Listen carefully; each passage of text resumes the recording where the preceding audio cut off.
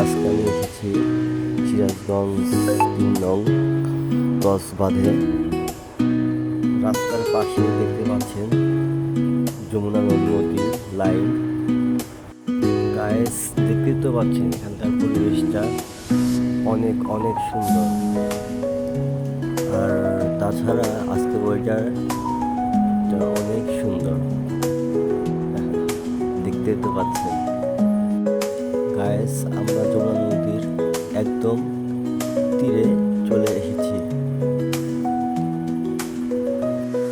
অনেক সুন্দর একটা দৃশ্য। প্রচণ্ড গরমে স্বস্তির একটা জায়গা আমাদের